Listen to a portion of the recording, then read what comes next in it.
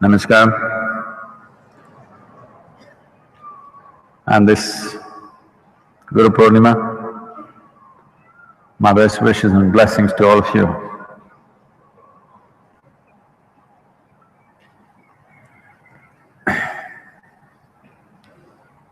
The significance of this day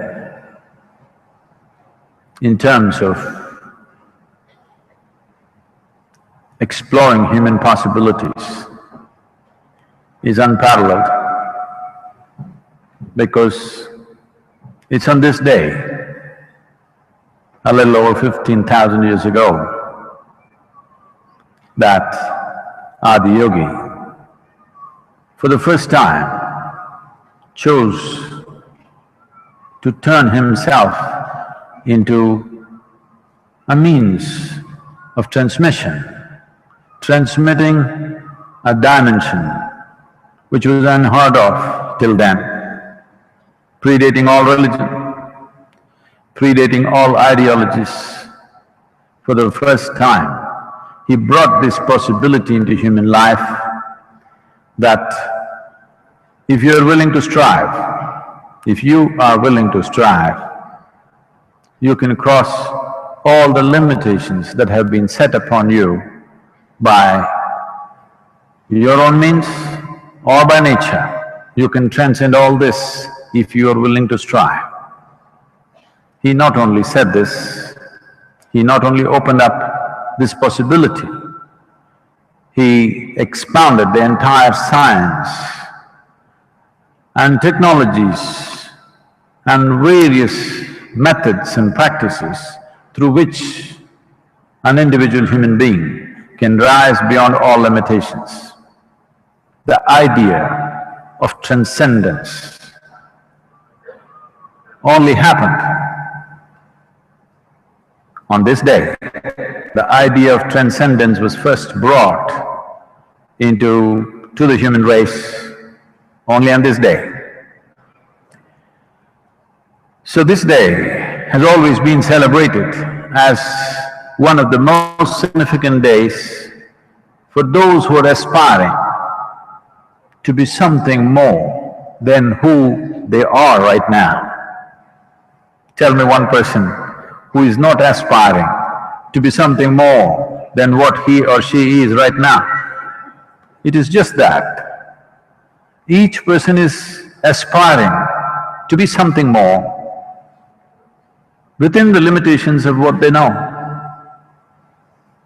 One person's idea of something more may be money, another person's idea of something more may be wealth, another person's idea of something more may be knowledge, love, pleasure. But there is no human being who is not aspiring to be something more than what they are right now. The aspiration is universal. The currency employed for this aspiration may be of various kinds. Now the question is,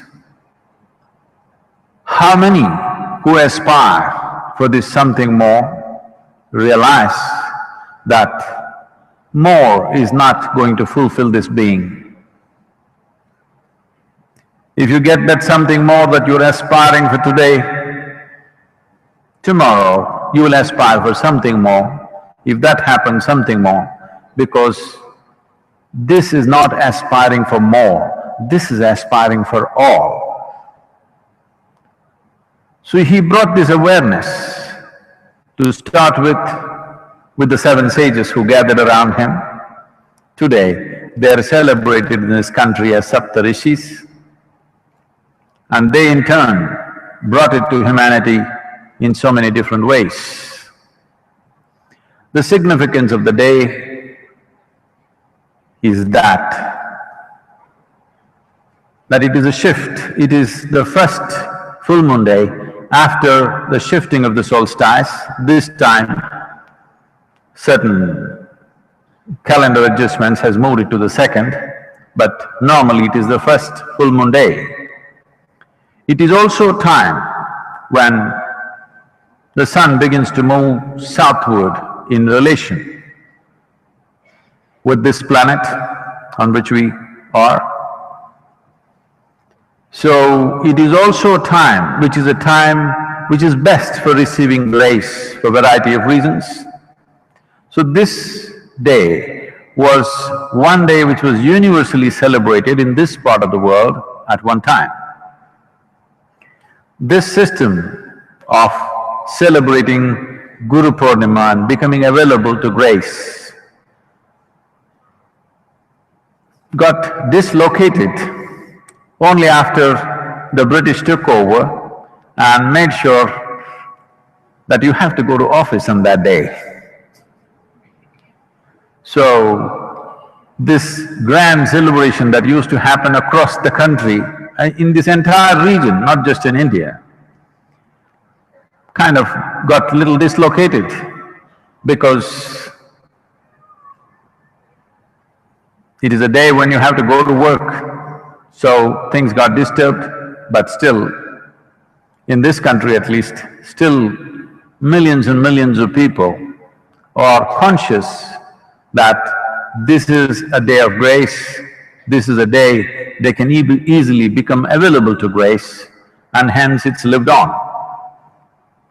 A time has come in the history of humanity where our ability to do things in the outside world has almost become superhuman. When I say superhuman, I want you to understand, 1,000 years ago or even 100 years ago, what an individual human being could do and what an individual human being can do today, simply because of the aid of science and technology, is literally superhuman. I'm sure 100 years ago, if you pulled out something from your pocket and spoke to somebody in America right now, people would definitely think you're superhuman or more.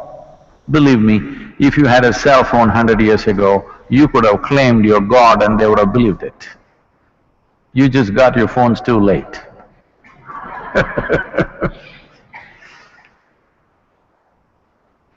So, powered like this on various levels, it's extremely important that raising of human consciousness becomes of paramount importance. And raising consciousness essentially means this, that you're longing to expand, wanting to be something more. You find a vehicle through which you can expand limitlessly. So Adiyogi on this day transmitted 112 ways in which one can expand limitlessly. 112 ways, enough variety for you. If you don't like one, you can pick the other. 112 ways in which you can attain to a limitless expansion. So, here we are on this day, and I'm supposed to hang out.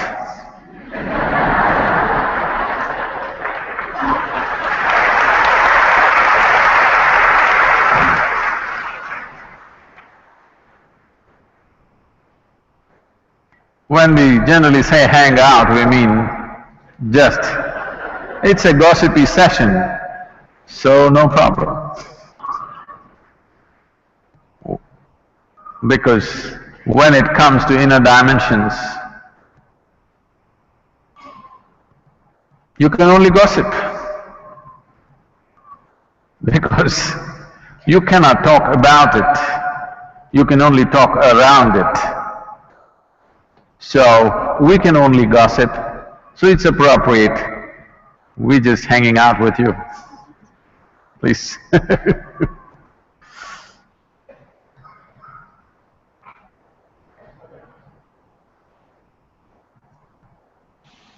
The very first question in our Google Hangout session is from an online participant called Cyrus from Maryland, USA.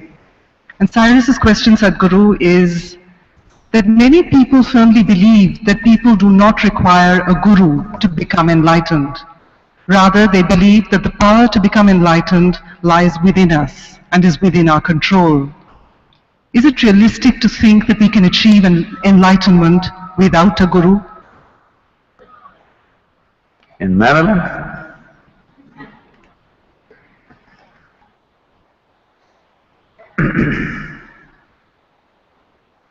Now,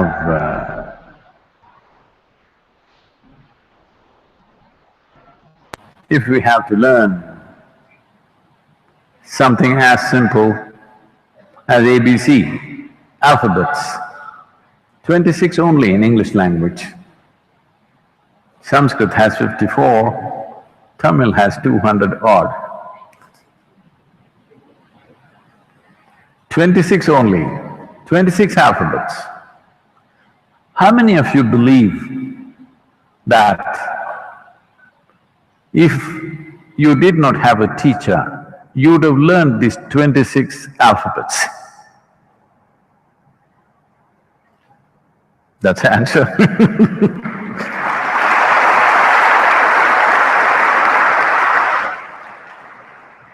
And especially if you want to walk an uncharted path, new terrain, if you go into new terrain, it is sensible to take instructions, believe me. Otherwise, you could try an adventure, but even those who adventure these days use a GPS.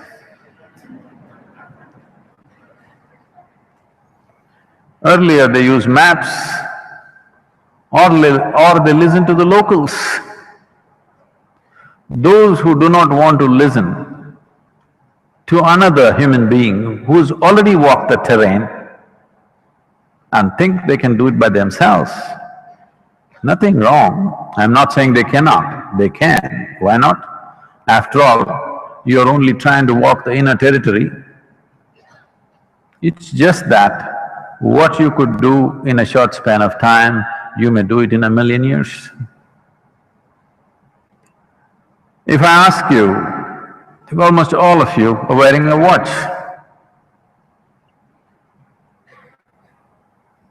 this is not some rocket science, just a watch.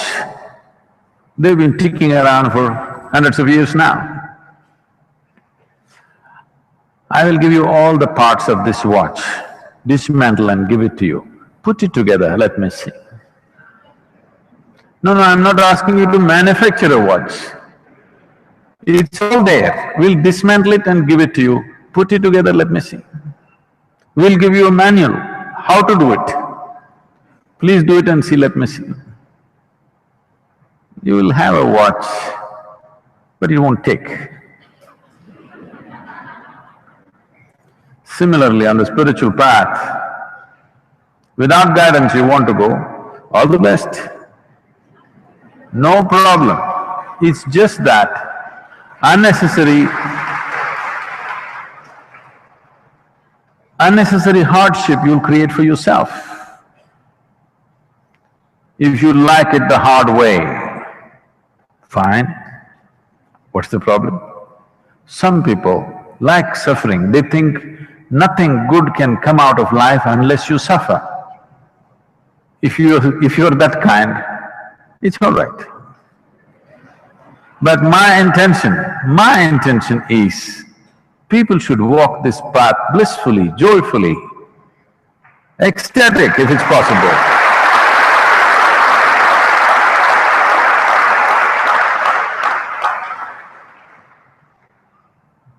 If you want to go on a tour joyfully, better to go on a guided tour, believe me. Please.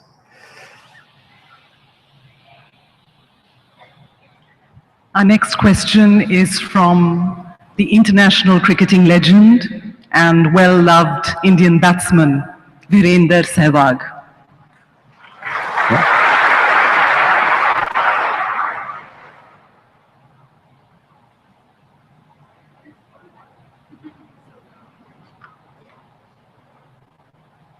he speaks with his bat.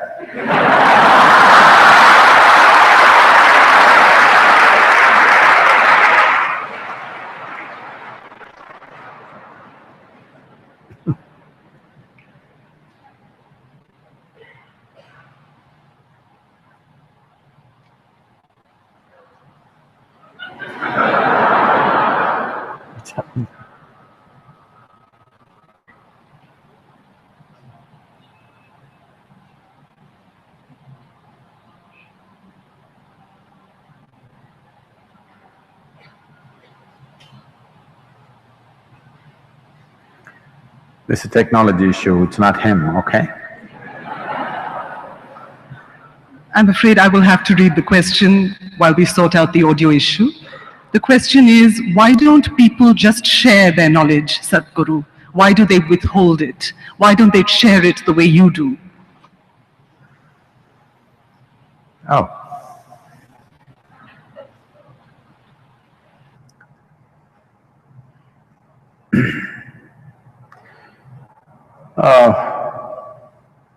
This is the age of intellectual property.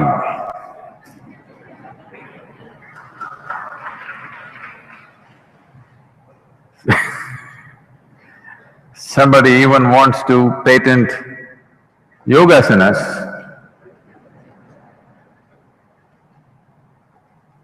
You can patent the asana, but still you can't get into it. You may have patented all the difficult asanas, but can you get into it? That's a question. So, we have come to a place in the world where everything is monetized. Everything has a commercial angle to it. So because of that, as people have been miserly with money, now they are miserly with knowledge because, knowledge is money. So they are miserly with that because it's money in some way. So this monetizing of everything can really destroy many things in this world. In this culture, we always fixed it like this: spiritual process, health-related things, and education. These three things should never be commercialized. Everything else can be commercialized. These three things should always be offered. The question is only about the qualification of the recipient. All kinds of people come and say, I want to go, I want to do this, I want to do that. 2 days later they won't be here. So the question is only about the qualifications of the recipient. If that one thing is ensured, knowledge should be offered irrespective of commercial interests that are involved in it. But today everything is commercialized, and in many ways you can't help it because the whole momentum is in that direction. Virender may be willing to share his knowledge. He may teach 10 different people how to hold the bat, how to hit the ball, how to stand, how to do this, how to do that. But how many will go about scoring double centuries after double centuries?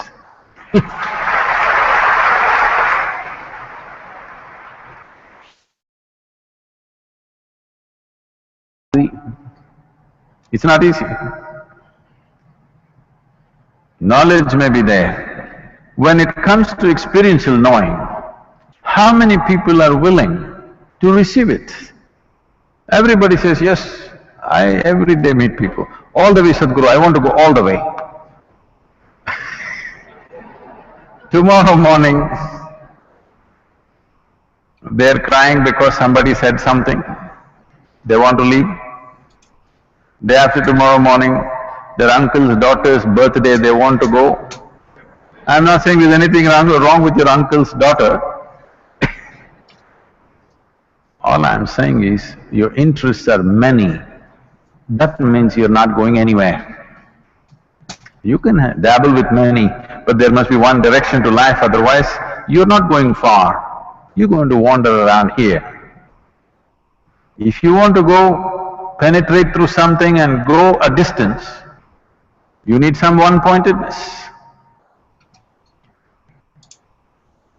People come here, they say, Sadhguru, you give me any kind of sadhana, I'm willing to die, Sadhguru.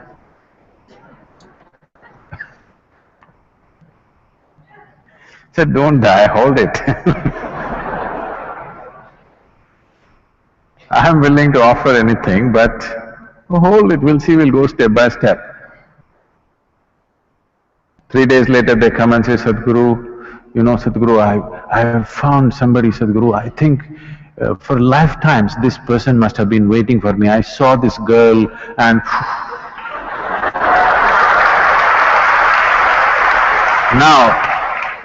now there is a spiritual angle.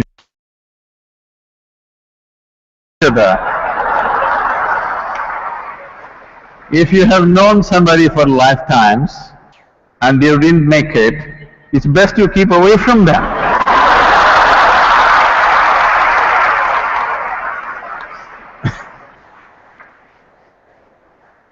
Because for most people, their direction of life keeps changing every other day. It's hard to offer anything. It's all bits and pieces. Of course, there are also people who think, see, knowledge is not something that you own, because knowledge is not about you. Knowledge is about the creation, about the nature of the creation. What is already there is what you have absorbed. You didn't invent it, you didn't come up with it, you only saw it. This is why the language in this country is very clear. When it comes to any kind of spiritual dimension, we are only talking about realization. Realizing means something that was always there, always right here, but you were so stupid you didn't see it. Today you saw it. I realized I did not attain, I did not arise, I did not climb somewhere, I just realized. But the thing was always here. So, what is here all the time as truth cannot belong to somebody. Nobody can stop you from it. But those who have accessed, if they are truly accessed, they will never block you, they will never hold back. Only those who have accumulated from books and stuff, they will hold back, because any accumulated stuff is limited and it will get over. If you give away everything, it will get over tomorrow morning, you won't know what to do. So you will hold it and be miserly because you have gathered it. What is gathered you can hold back. What you have realized you can hold back, because it's an endless run. You're only constantly wishing there is somebody here who can soak it up as fast as you can give it. That is the problem. The problem is of lack of receptivity, not of holding back, if you really know. But if you have acquired knowledge, you will be miserly because you can only acquire that much. You don't want it to get over. Knowledge is like money again. It can get over.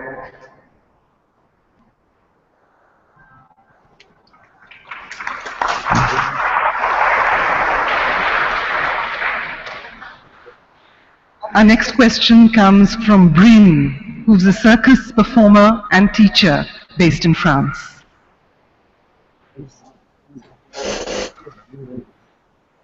Namaskaram, Sadhguru.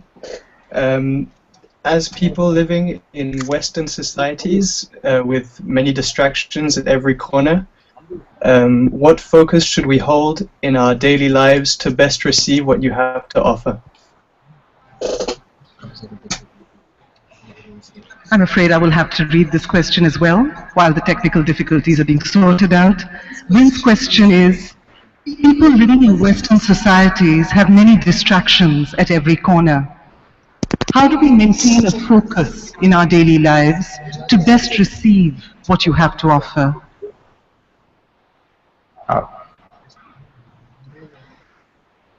The distraction is not only in the West,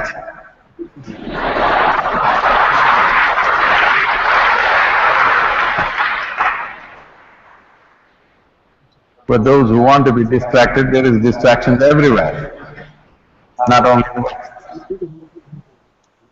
And not just today.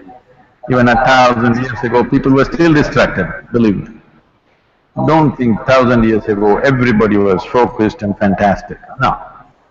They were just as good as you or as bad as you. They were also hanging out in small groups. Now we're hanging out globally. So, what is that one thing I have to do to be focused or to be able to receive what is offered? Very simple. Just remind yourself, tomorrow morning, when you wake up in the morning, just check, still alive.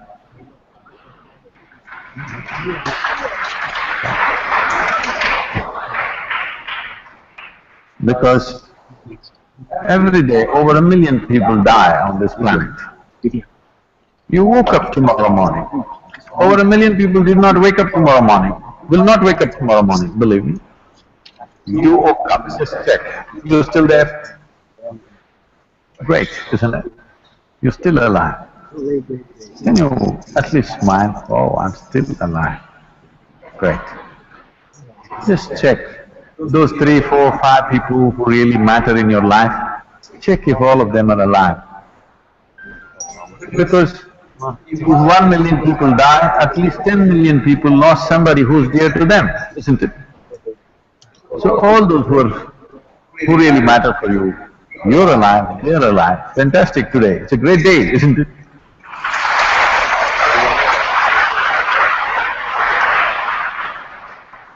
Don't take this lightly, this is not a joke. Because I'm reminding you of this because most of you think other people die. No, not me. It's only others who die. No, you and me will die. Sadhguru, I'm asking a spiritual question, you're reminding me of morbid things. No, nothing morbid about it. Death is the one common denominator among all of us, isn't it? Yes? One thing common about us, whether you're black, white, blue, yellow, whatever kind you are, man, woman or other 6 genders, whatever you may be, one common denominator among all of us is, we will die one day. Look at the universality of death. Only when you remind yourself that you are mortal, wanting to know something beyond the physicality of who you are becomes an active process. You will become receptive only when you know the body that you carry, the psychological drama that you're going through, all this is going on, but one day, poof, it'll end. Very easily it'll end, believe me. You just have to wait. See, you don't have to do anything to achieve death, just have to wait. Both for yours and others. People come and say, Sadhguru, this guy, my enemy, I can't bear it. I said, just wait.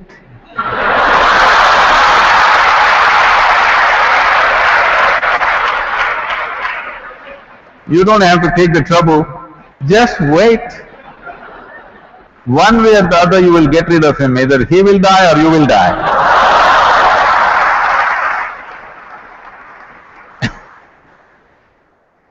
So do this every hour. Right now, 7:30, oh, I'm still alive, great. Then from 6:30 to 7:30, you know how many people died on the planet? But it's not me right now. Now, if you're continuously conscious of your mortal nature, you will become 100% alive to the spiritual dimension of who you are. Only because somewhere, it's not that intellectually you do not know, but experientially you're immortal, you know. Because when I look at the number of shoes you have bought,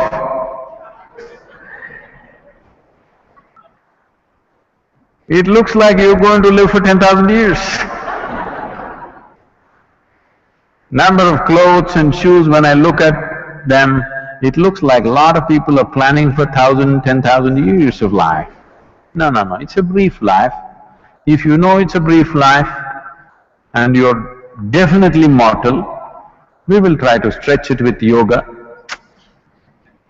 We'll try to stretch it and make it a little longer, but anyway you will die. If you are conscious of this every moment of your life, initially because you're in Europe, because particularly you're in Europe, and you've always believed you're immortal, it may be a little struggle in the beginning, but remind yourself every minute that I'm mortal.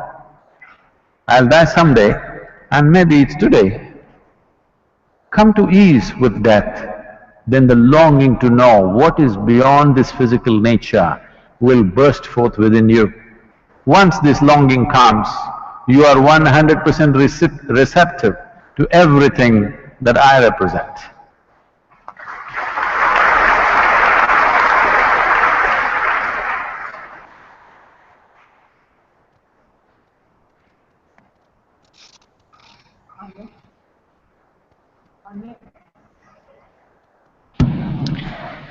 The next question comes from Divya Bharati Ramaswamy, who's doing an MA in Computer Science in Zurich, Switzerland.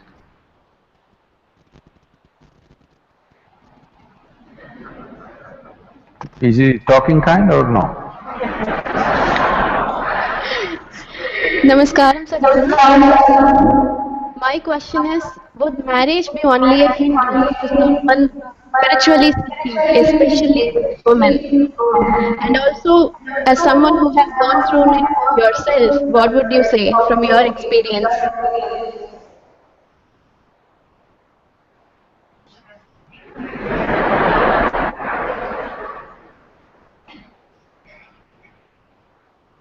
Something about would marriage be a hindrance, something, okay.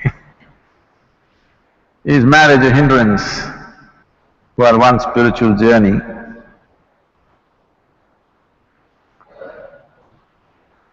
See, marriage is not a commodity that you carry on your head, but many people carry it on their head. It's just an arrangement,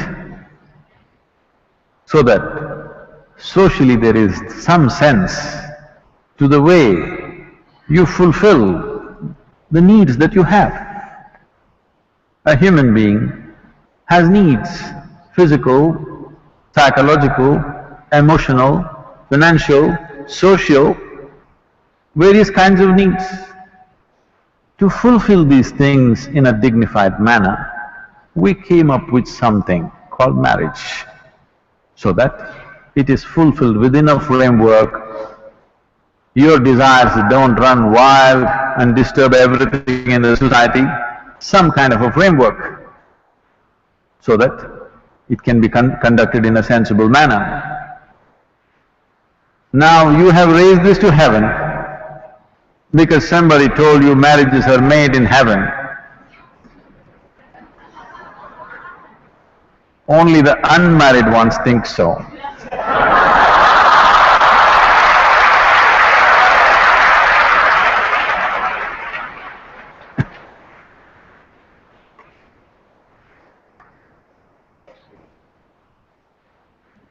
So it's just two people, all right?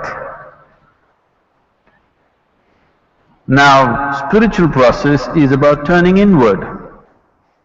Can I turn inward with somebody else? Marriage is an arrangement to fulfill certain aspect of your life. Don't complicate life by thinking, we will walk together on the spiritual path. There's no such thing. Because spiritual path is not not the path that you take into the Velangiri mountains, that you want to walk together. Even if you go to Velangiri mountains, please don't walk hand in hand. It's a narrow pathway and it's not an appropriate way to walk in the forest. You can walk in the park, walk hand in hand.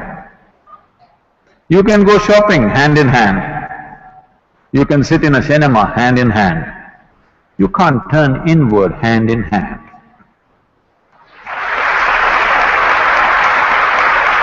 Now, does it mean to say someone who's married? What it means, let's understand this. Someone who is married means someone who's made an official arrangement for their needs in life. A formal arrangement for simple needs that a human being has, which are biological, which are psychological, which are social, many things.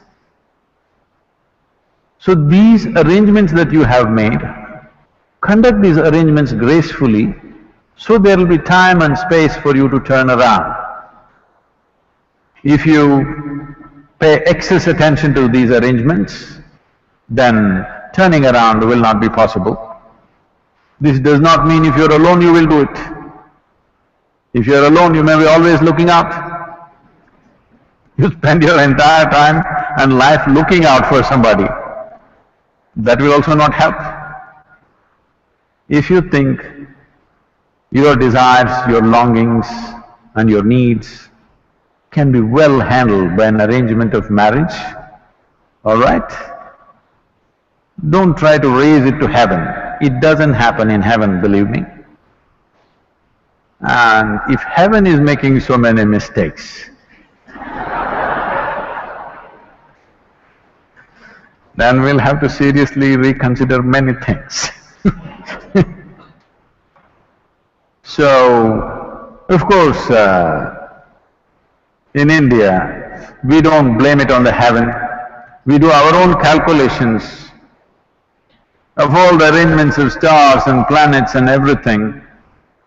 We match all the planets and stars very well.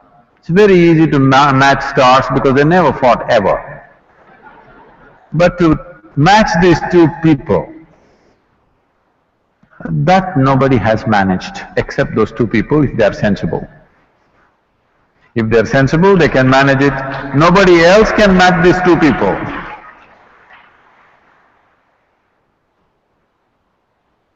Priests have tried, gods have tried, ghosts and goblins have tried, it's not worked and not worked and not worked. Two sensible people, they can manage. If both of them understand the limitations of the arrangement and the possibilities of the arrangement, they can conduct it sensibly. If you try to raise it to heaven, you will see it will for sure crash. So your marriage has nothing to do with your spiritual process, because your spiritual process is an inward journey. But one dimension of this is, to walk alone people falter. Actually, this question was asked to Gautama, the Buddha. Is it better to walk alone or in company? Gautama looked and said, it's better to walk alone than to walk with a fool. Because Gautama, not me, okay? Gautama believes only a fool will marry you. It's him, not me, okay? Please.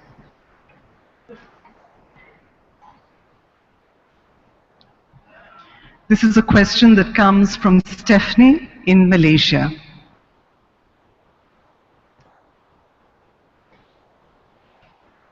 Namaskaram, Sadhguru. Namaskaram to the first one who is speaking clearly.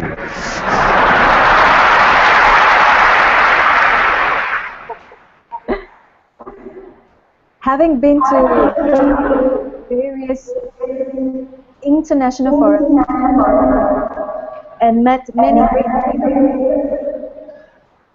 where do you see the world heading? For the better or worse? Oh, let me correct that question a bit. Yes, I've been in international forums, met many leaders. You added great leaders.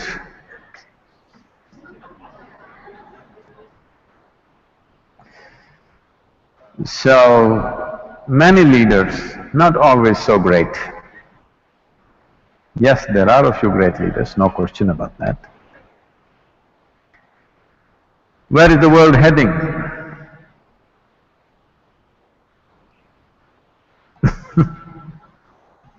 There are many possibilities because we have capabilities and technologies which no other generation could ever dream of. Will our capabilities turn against us or will they work for us is the big question. If all the human capabilities which are so hugely enhanced because of technology, everything that an individual human being could do has expanded manifold. In this enhanced state, and our numbers have increased tremendously. In the beginning of 20th century, we were just about 1.5 billion people. Today, we are 7.3 billion people. The United Nations making predictions that by 2050, we will be 9.7 billion people.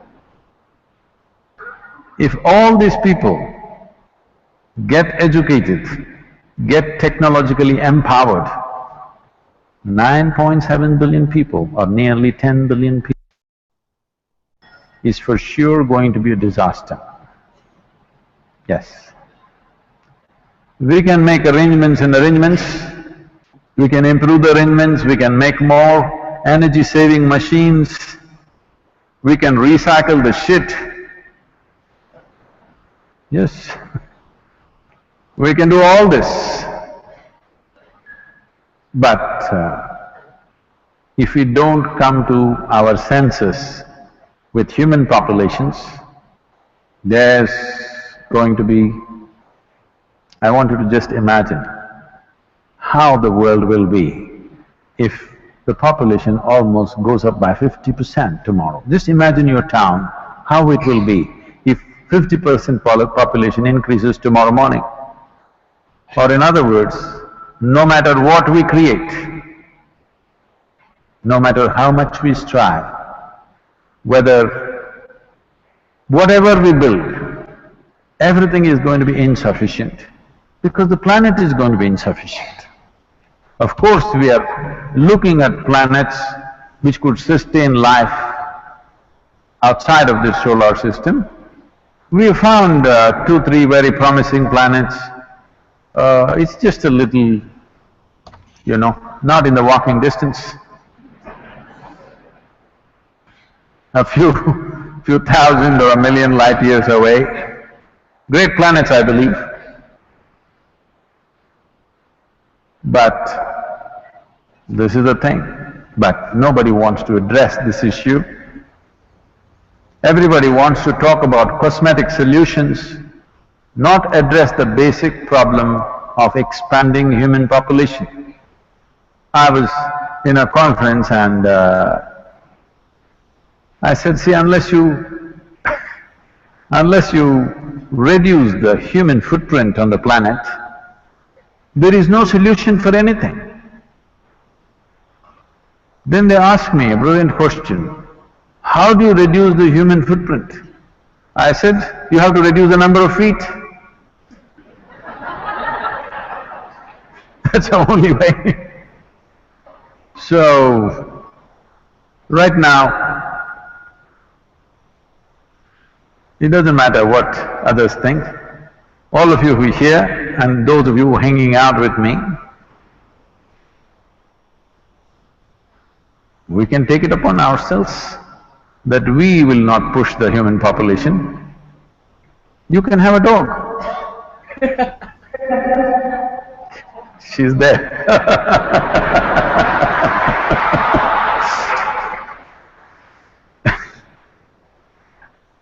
A husband and wife were having a debate whether to have a child or not.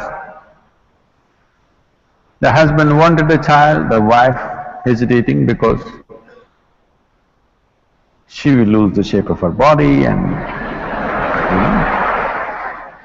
For a husband, having a baby is simple. But for the woman, it's too many things involved. So debate was going on, and then they came and the debate moved into an area where should we have a baby or should we get a dog? Then they could not decide. They went to a counselor. They put their problem in front of him. So he said, you got to just make up your mind whether you want to ruin the carpets or your life.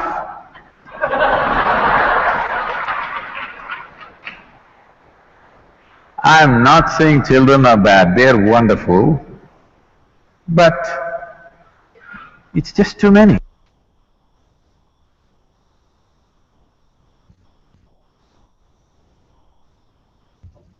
So many that the insect population is going down. No, it's not a joke, it's very threatening. If the insect population disappears, the planet will be destroyed. Yes, the worms disappear, the planet will be destroyed. If you and me disappear, planet will flourish.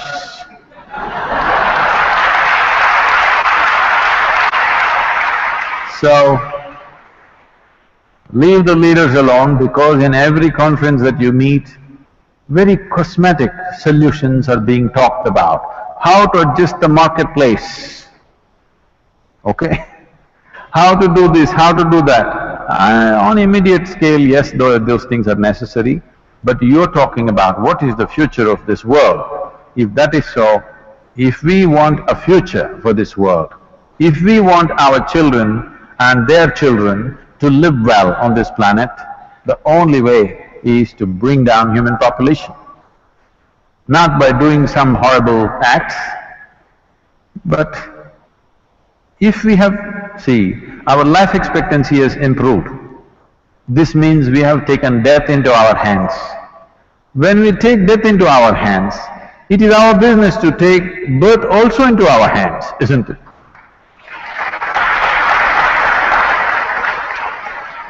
If we convince the population of this one thing, future is very bright, because tomorrow morning the sun will come up, what's the problem?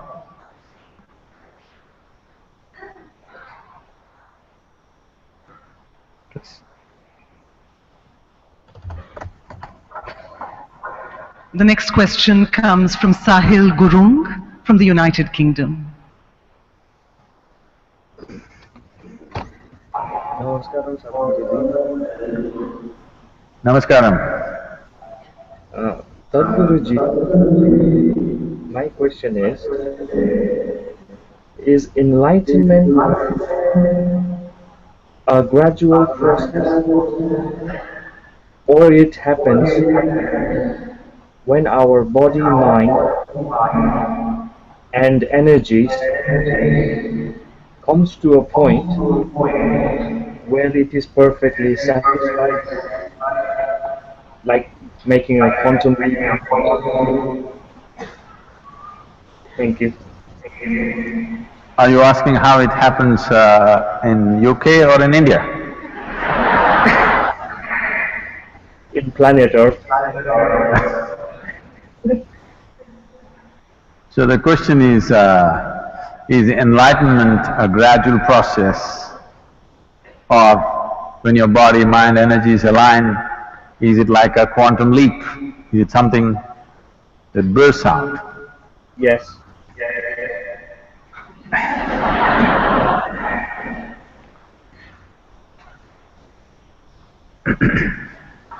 See, the mango season is just getting over. You don't know what it is, Sahil, you're in UK. Mango season is getting over. In India, it's a big thing.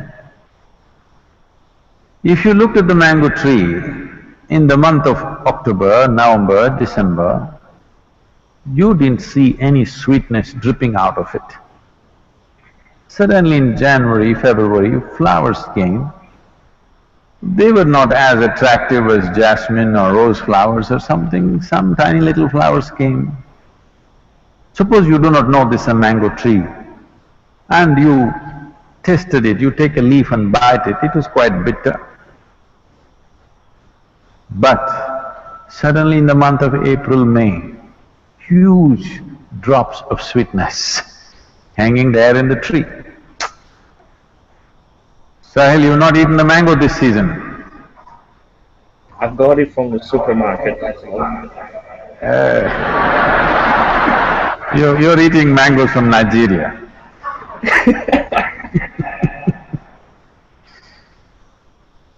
So, if you did not have prior knowledge that this is a mango tree, did you think this tree is actually manufacturing this sweetness? But you think suddenly in April sweetness came? It has been slowly manufacturing this sweetness and it put it out at a certain season, but it's been on right through the year, isn't it? Mangoes happen only in one season. You notice the sweetness only at a certain time. This does not mean the mango tree was not striving and working to produce that sweetness. You cut any part of the mango tree and taste it, you will not find a slightest tinge of sweetness, believe me. But when the mango comes, how much sweetness? Where is it coming from? It's been working on it, you couldn't see it. Similarly, is it a process? For sure it's a process. But can everybody see the process, identify the process? No. When somebody is evolving on the spiritual path, others thought he's a nutcase. Somebody thought he's vagrant, somebody thought he's a vagabond, somebody thought he's something else. But when the sweetness came, everybody who tasted realized that this is a fantastic thing. So,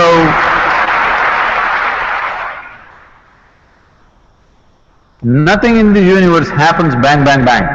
Everything is a process. Can you identify the process? Can you recognize the process, is the question. Generally, anybody who carries, generally among human beings, when they're children, any child which carries a certain level of genius within him, which is irrepressible. Everybody has genius within them, but they're repressible. Systems in the society, their own fears, their own anxieties, their own need for security represses their genius. Every human being has some kind of genius, but over 90% of the human beings never find expression to it because they give in to other things. Other things become more important. When you were 12, 15, you thought, I'll do this, I'll do that, I'll go to the moon. But you saw the neighborhood girl and started calling her the moon. Moon disappeared.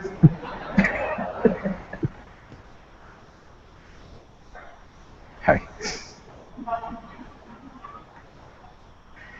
So, like this, in everybody, the possibility is open. The thing is, and allow it to become that possibility. Between possibility and reality there is a distance. Most people neither have the courage nor the conviction to walk the distance. Largely, spiritual process is a kind of an entertainment. Go to discourse after discourse, discourse after discourse, read more and more books, and debate how your Atman, Paramatman, your soul is floating here, there, and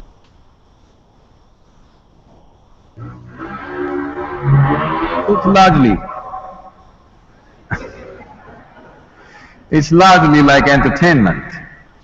So, there is a process for sure. The process can be approached consciously or it may be an unconscious process, but you're doing the right things. This is the beauty of this universe. Whether you know or you do not know, knowingly or unknowingly, with discipline or with indiscipline, with love or with hate, if you do the right things will happen to you. That is the beauty of this universe.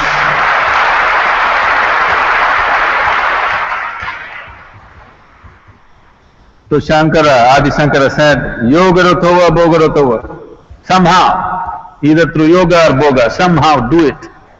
Somehow find the truth of your inner nature, because what we are considering as truth is simply this.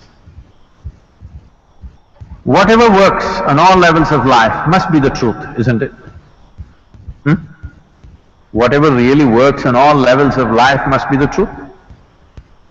Whatever you know in your life, test it right now, because you have a mind which can project. Right now, you are striving for a certain level of income, or a certain kind of house, or a car, or something else, Put yourself in different stages of life and see if it still means a lot to you. See, suppose not tomorrow, let's say 100 years later, you're on your deathbed. Just see if your jewelry, your makeup, your car will mean something to you on that day. This does not mean you must give it up today. It is just that you must keep it in its place, you must not carry it in your heart.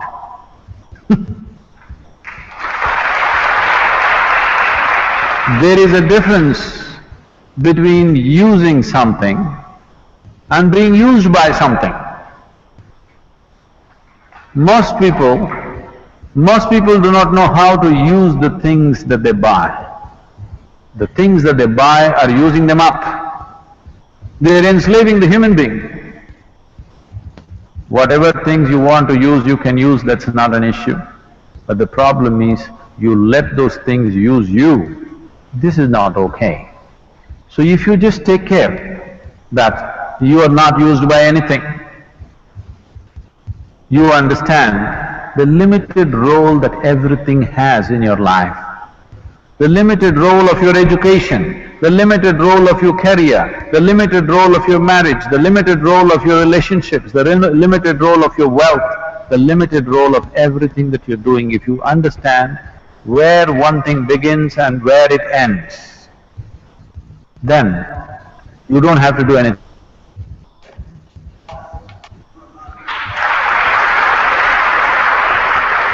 When the season is right, the flowers will bloom and mangoes will come.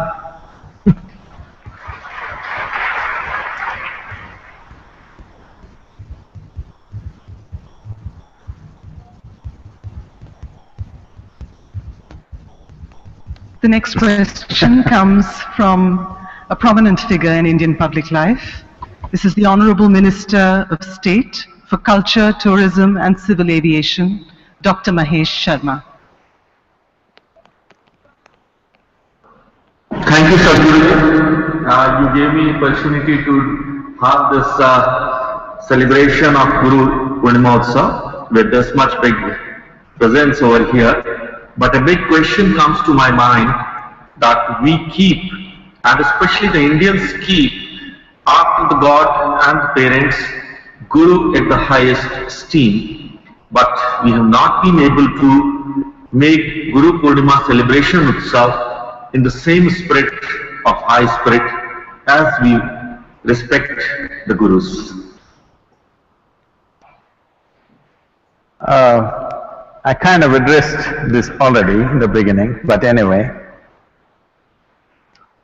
the reason why Guru Purnima and so many other things which were of great spiritual importance in this country have slid back into the background of our lives is because we have been an occupied nation for a period of time, and whatever the framework that the occupying forces set for us, when we got our independence, we should have looked at what kind of framework we want for our nation. We did not do that. We just allowed the same framework to continue. For example, in this country, right from ancient times, even for a farmer who plows the land, even today many farmers don't set their plow on their land on Monday mornings. Yes? In Tamil Nadu it's still true. In the north it's been given up because no animals being used, all tractors. You have taken a bank loan, the interest is ticking, so you want it to run all the 7 days. All these things. When the British came, they changed these things because they knew the strength of this nation was essentially in the culture. So they wanted to break the culture very systematically. They engineered how to break the culture. They made you Sunday holiday. What are you going to do on Sunday? Watch television and eat potato chips? What are you going to do on Sunday? They had an intention for a Sunday morning. What is the intention for the majority of the population in this country on Sunday? There's nothing for us to do on Sunday morning. Monday morning there are lots of things happening, but you have to go to office. For a long time in this country, the monthly holidays were like this. Purnami means, every Purnami means 3 days holiday, 1 day before, the day and the next day. Amavasya means 2 days holiday.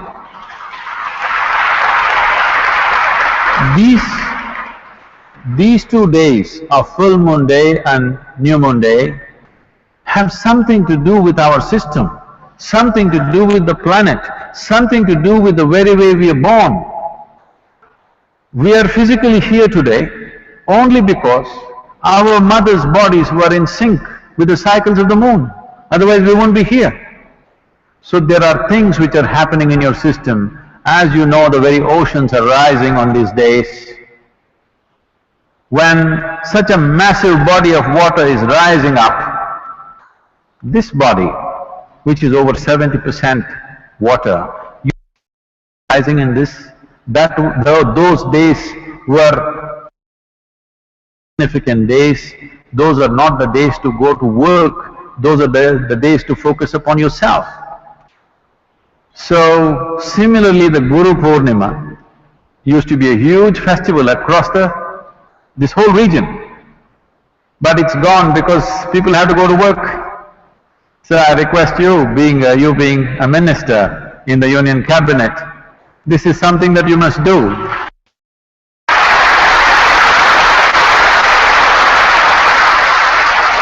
That I know for you to pitch for every Purnami being a holiday is not going to be practical, but at least Guru Purnima. If you, from the federal government, from the central government, if you declare Guru Purnima as a holiday,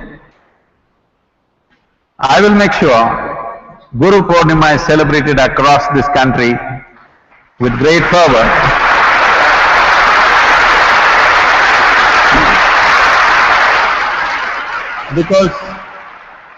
Because the spirit is still alive, there is no space for expression. There is no space or time for expression. Please, if you can do this one thing, and we can make Guru Purnima a big tourism attraction for this country,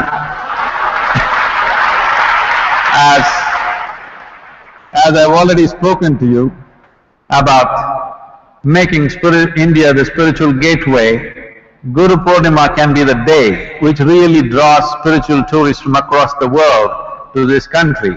So even as a part of your job, it's a good thing to do.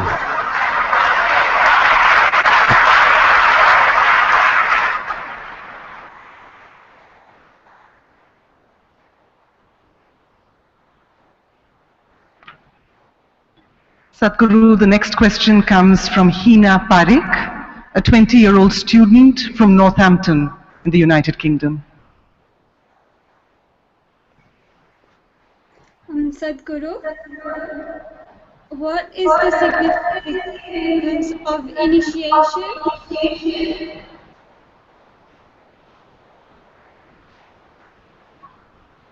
Okay. What is the significance of initiation? Initiation is not about a bundle of instructions.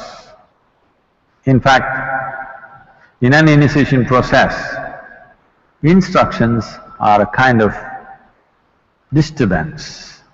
It's a nuisance. I'm saying it's a nuisance because we're still giving instructions because most people, because today they've all become educated, everything has to be told, or it must be printed these days. If you tell them also, it's not enough. They want a printed sheet, the instructions of the initiation. Because they're all educated. Their brains are full of words, not of life. Too many words. So everything has to be verbal. Even saying it is not good enough, you have to print it. Or you have to record it and give it to them so that they can put headphones and listen to the instructions every time. Initiation is not a bundle of words. If we have to use an analogy, if you know something about electricity, in electrical motors and stuff, there is something called as induction. The power is there, the motor is there, everything is there, but without an induction switch, it will not go. All the ingredients are there, but still it will not happen because there's no induction of energy.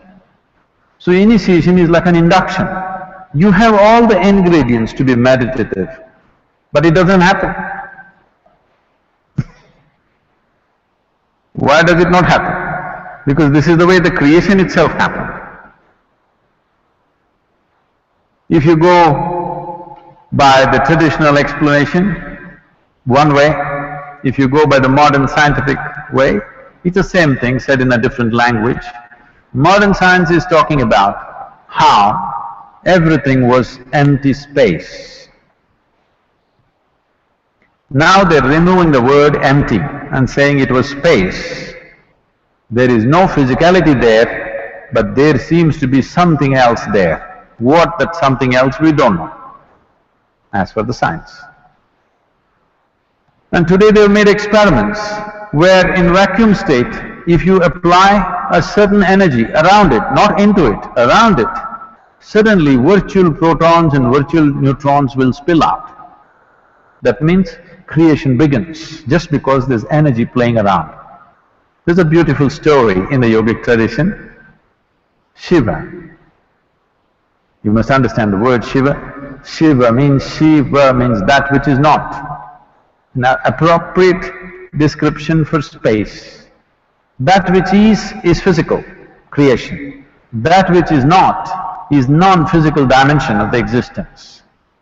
So Shiva means that which is not. Shiva was lying, his body spread across the cosmos. But he is not. He doesn't exist. He doesn't have a physical manifestation. Then Shakti, a certain dimension of energy, came and danced around him. And then he came alive. Then he started spitting galaxies out of his mouth. This is the most appropriate description of how creation happened. still spitting galaxies, new galaxies, it's continuously happening. Simply because a certain energy touched it. Everything that was needed for creation was already there in him, but he needed induction. So initiation is a kind of an induction process. But unfortunately today, if I just ask people to just sit here, we'll do things for you, they'll say, nothing happening, why is he not doing anything? You're supposed to say something. So what to do? For modern times, we say a lot of things. We hang out with you.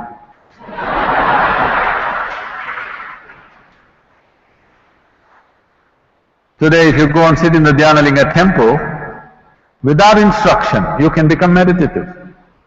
I can't do that to you here now. What's her name, this girl? Tina? Tina, you're in UK. If you're willing to just sit there, I can do it to you now, wherever you are. But right now, you're a student, still educating. Maybe you're a possibility, not fully educated. Too many words in your head. The only thing you understand is words. Because of that, instructions have come. Otherwise, initiation is not about instruction. There's really no instruction in it. Initiation is just an induction process, it's an energy process. But we have to talk about energy, you know. We have to talk a lot about energy before they open their mouth and, oh, appadiya.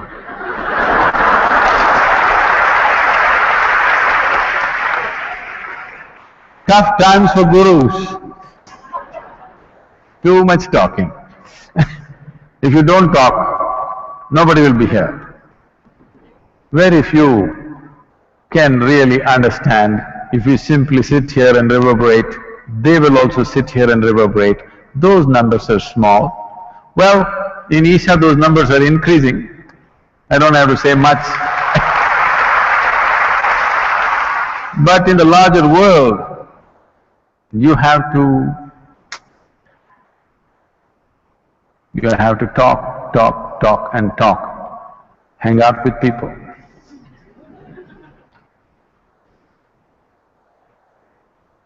Global gossip. Our next online participant is Manj Music, a well-known Punjabi hip-hop singer, and he prefers to call his input an offering rather than a question. Oh, the audio works. नमस्ते, मुझे खुशी है कि आज गुरु पूर्णिमा के दिन इतने लोग यहाँ आए और अपने गुरु को याद किया। मैं कुछ कहना तो नहीं चाहूँगा, पर गुरु के लिए 2 लाइन गाना चाहूँगा। ओ तेरी यादा विच वीरिया दिन रात नींद ना आवे, ओ तेरी यादा विच वीरिया दिन रात नींद ना आवे।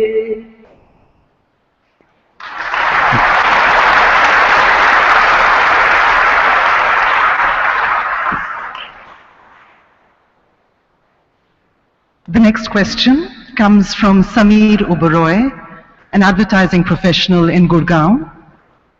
And his question, Sadhguru, is, I hope to visit the ashram for Mahashivaratri next year because I've been inspired by your description of Shiva as the ultimate outlaw.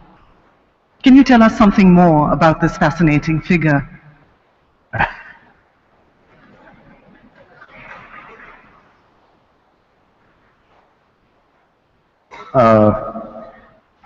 Shiva being the ultimate outlaw, you must understand what is outlaw. Many of you have suffered in-laws.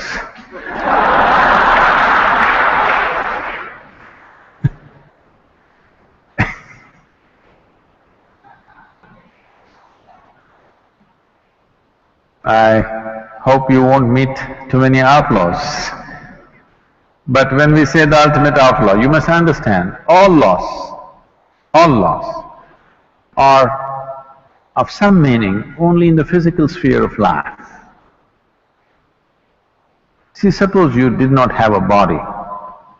I want you to just imagine yourself. You don't have a body. What law do you have to follow? You can go wherever you want, you can do whatever you want. Yes? Only because you have a body, where to go, where not to go, what to do, what not to do. Only in the physical realm, the laws have a meaning. One who has transcended the physical, he has no laws, so he's outlaw.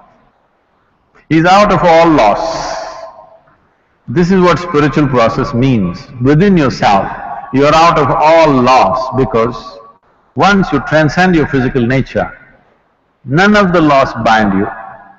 In the society, yes, but within yourself, no, because you're an outlaw, because you're out of the physical nature. So in that context, he is the ultimate outlaw. And Mahashivratri is his day.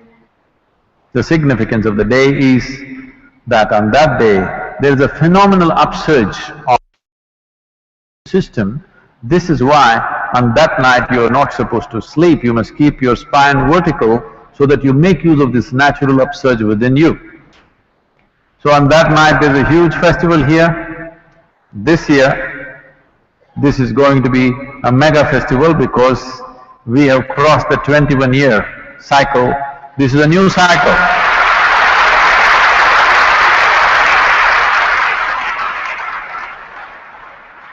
And it is going to be a phenomenal event. You must… you're in Gurgaon, not too far away. You must be here on that day. It's an incredible night, and we will have many things happening on that night. We are already… our teams are working this into a major possibility for every human being. And we will also make it happen across the country and in many parts of the world, in various cities, having video feeds and stuff, though there is a time difference in the other countries. And as a precursor to this, in a way, not really a precursor, but this is a special event which happens only once. That is, we don't repeat this.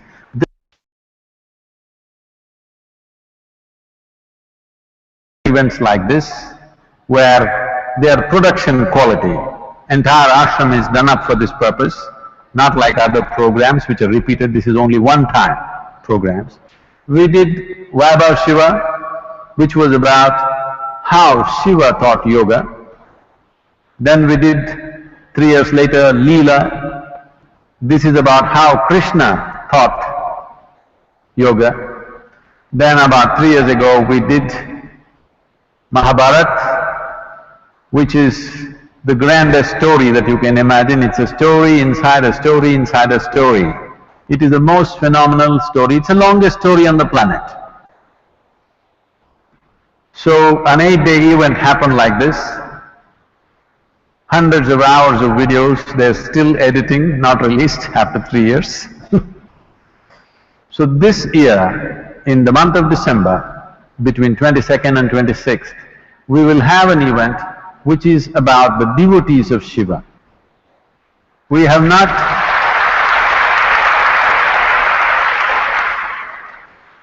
there are different types of cultures which have evolved out of devotion for Shiva. They are in different geographical locations in the country largely, and they have their own practices, they have their own traditions, cultures, their own flavor, their own poetry, their own music.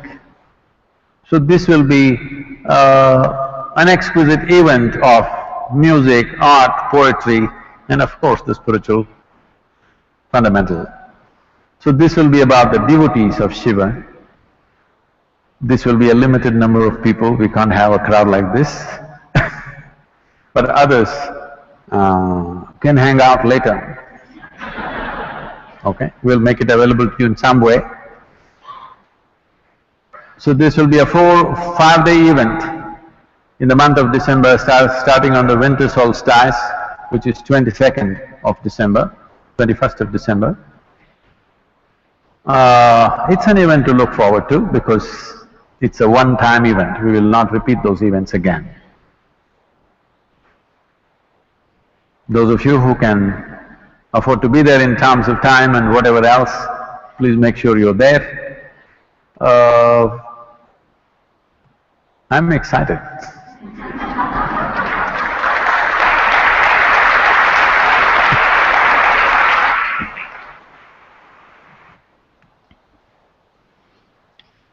And the last question at this evening's satsang comes from Carmen Dragomir, a journalist and writer from Romania. She's not a gymnast, huh? Namaskaram, Sadhguru. Namaskaram. On the occasion of Guru Purnima, what is the best gift a seeker can give to his Guru? Can we actually give anything to our Guru? Or, unlike other relationships, is just a take and take for a student?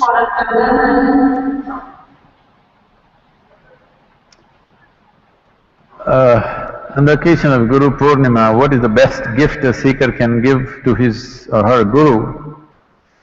Can we actually give anything to our Guru? Or unlike other relationships, it's just a take and take relationship for a student. Now, if you really take and take, I would be eternally grateful to you. The problem is you take and throw, take and throw, take and throw.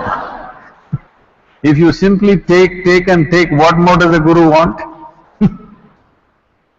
And about a gift that you can give me, I appreciate the emotion behind it. I truly appreciate the emotion behind it, but I want you to understand this much. A gift means something that you can give away. If you can give it away, why would I need it?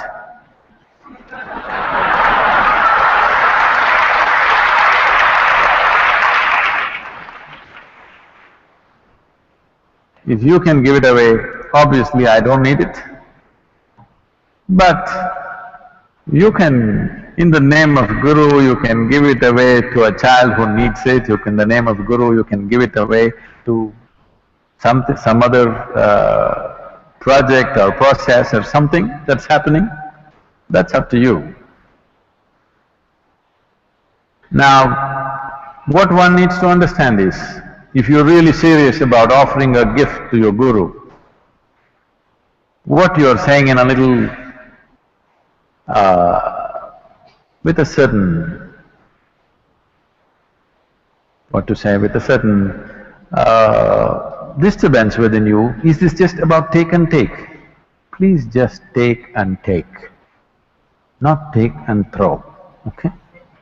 If you take and take, that's the greatest thing you can do for me.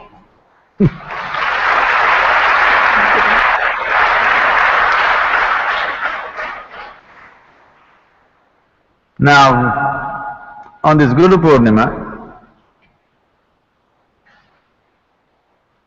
in some way, if you want to really make a gift, in some way, you offer something that is you, not some material that you can get rid of. Give away the nastiest part of you today to me, okay? I am not asking for the beautiful things that are there in you. I am not even asking for your love. I am asking whatever is the nastiest part of you, your prejudice, your hatred, your anger, give it away to me today, let me see.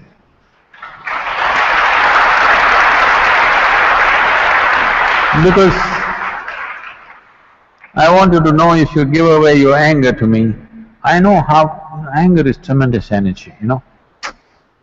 I know how to transform anger into something very fantastic. So, if not the whole of you, at least one nasty part of you, please give it away today, let me see. Can you? The beautiful things you can keep for yourself, the nastiest part of you, please give it away to me, let me see. Don't give me your mother-in-law. Sadhguru, please take.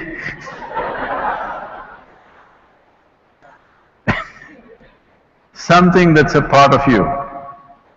If you think you want to give something, because I'm telling you,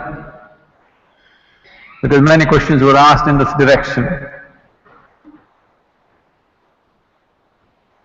the greatest thing or the most important thing that needs to happen on this planet is an inward movement within human beings. This hugely empowered humanity, without the necessary inner balance, is a potential danger to everybody, to everything, to every other life, to every other creature, we are a danger. So, more and more people should commit themselves to turn the world inward. If you are already deeply entangled in life, at least send your children in that direction. Something that is very precious to you, that's what you must give, isn't it, if you want to give? Send your children in the direction that they will strive to turn the world inward, because this is the most important thing that needs to happen if human beings and every other creature on this planet has to live reasonably well on this planet. Otherwise there is no other way. So, if you want to give something nasty, please give it away, I'm welcome, you're most welcome. If you want to give, you must give yourself, your time, your life. If that's not possible, anyway, the future generation, at least turn them in that direction. It's very important. This is for the well-being of their future. It's very, very important that big number of people turn inward and they have a sense of balance. If this doesn't, you will see a very bad human society, which will rub and clash. The friction that happens is too much. So, on this day, on this very auspicious day, my best wishes and blessings for you to live as glorious human beings. Thank you very much for hanging out with us. Before signing off, we'd like to extend a very special invitation to you. On the 23rd and 24th of September 2015, Sadhguru will consecrate a powerful sacred space at the Isha Institute of Inner Sciences in Tennessee, USA. Adi Yogi, the abode of yoga, will be a magnificent 30,000 square foot structure dedicated to the pursuit of yoga. It is a tribute to the great being who transmitted the living science of yoga to humanity many thousands of years ago. We leave you with a mosaic of glimpses of previous very powerful consecrations conducted by Sadhguru at the Isha Yoga Center in Coimbatore, South India. Before signing off, we'd like to extend a very special invitation to you. On the 23rd and 24th of September 2015, Sadhguru will consecrate a powerful sacred space at the Isha Institute of Inner Sciences in Tennessee, USA. Adi Yogi, the abode of yoga, will be a magnificent 30,000 square foot structure dedicated to the pursuit of yoga. It is a tribute to the great being who transmitted the living science of yoga to humanity. You are not going to witness the consecration, you are going to participate in the consecration process.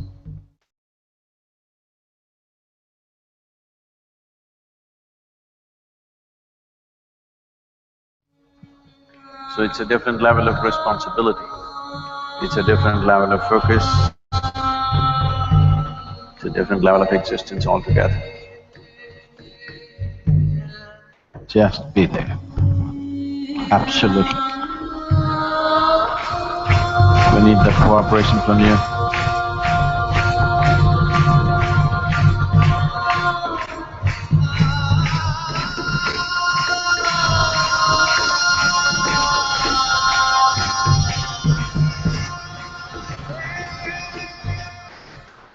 willing, they should not miss this possibility and this privilege of being able to manifest the divine.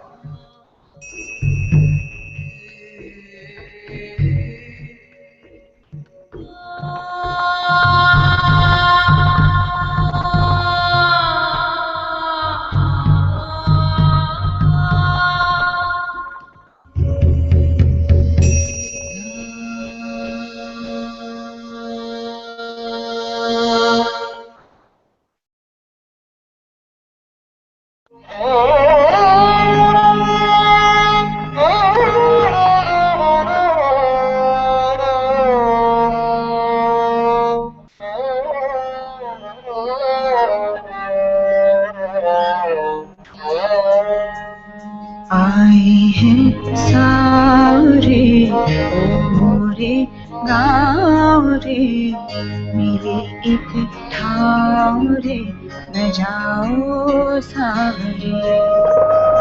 आए हैं सारे ओ रे गाँव रे, मेरे एक ठाव रे, न जाओ सारे। तीर चलाया इंद्रधनुष ने, धरती पर रंग छलका, लाल पीला हरा